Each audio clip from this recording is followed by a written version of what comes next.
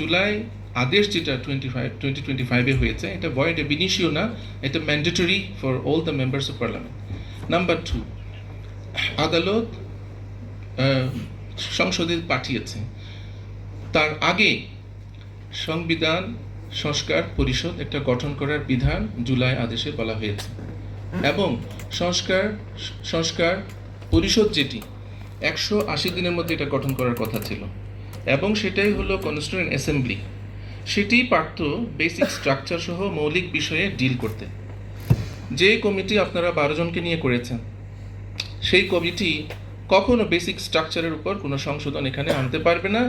আনতে ভবিষ্যতে সেটা violates the constitution, violates the constitution হবে, এবং সেটা চ্যালেঞ্জ হবে। কারণ এটা অনেকগুলো আপনারা দেখেছেন হাইকোর্টে বা অ্যাপিলেট ডিভিশনে যে মামলাগুলো হয়েছে, 8th অ্যামেন্ডমেন্ট এবং 15th অ্যামেন্ডমেন্ট, 13th অ্যামেন্ডমেন্ট, যে parliament can not touch basic structure. তো বেসিক স্ট্রাকচারের বিষয়গুলো আপনি কি করবেন? আপনি জুলাই সনদ এগ্রি করছেন, দ্বিকক্ষ বিশিষ্ট করবেন। আপনি হাইকোর্টের কনস্টিটিউশন নিয়ে অনেক কথা বলেছেন। সেকুলারিজম একটা বেসিক স্ট্রাকচার এজ পার 8th অ্যামেন্ডমেন্ট, সেটা একটা বেসিক স্ট্রাকচার। সেটি এই কমিটি কি চেঞ্জ করতে পারবে? কেমনে পারবে? তাহলে তো 8th অ্যামেন্ডমেন্টে it's been declared a basic structure. তো বেসিক স্ট্রাকচারে এই সংসদীয় কমিটি কখনো সুপারিশ করতে পারবে না, করলেও সেটি কনস্টিটিউশনালি ভ্যালিড হবে না।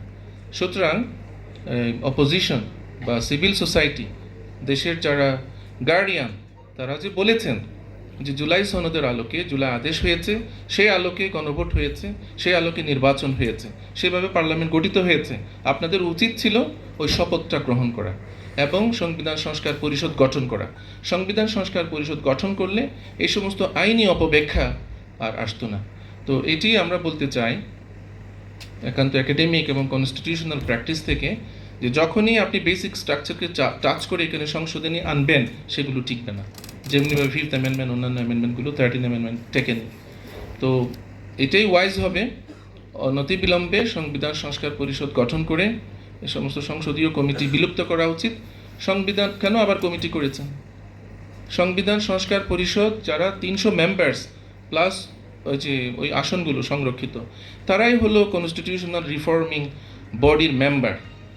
সেটি ছিল বৈধ পন্থা, সেটি ছিল সাংবিধানিক পন্থা। সুতরাং এই কমিটির আসলে কোনো কাজ নেই। এই কমিটি আবার এক্সারসাইজ করবে যে এক্সারসাইজ আপনারা সংবিধান সংস্কার কমিশনে, জাতীয় ঐকমত্য কমিশনে আপনারা 17 মাস ধরে করেছেন। সকল দল মিলে ওখানে কি করেছেন? তো ভলিউমস হয়েছে, হোমওয়ার্ক করা আছে, অনেকগুলো আদেশ এবং বিধির মাধ্যমে ইমপ্লিমেন্টেড হয়েছে, অনেকগুলো মেয়ার অ্যামেন্ডমেন্ট করে আনতে পারবেন। কিন্তু যেগুলো বেসিক স্ট্রাকচার টাচ করে, রাষ্ট্র সংস্কারের সাথে যেগুলো ওতপ্রোতভাবে ইনএক্সট্রিকেবলি কানেক্টেড, সেগুলো আপনি এই সংস্কার পরিষদ ছাড়া এগুলো করতে পারবেন না।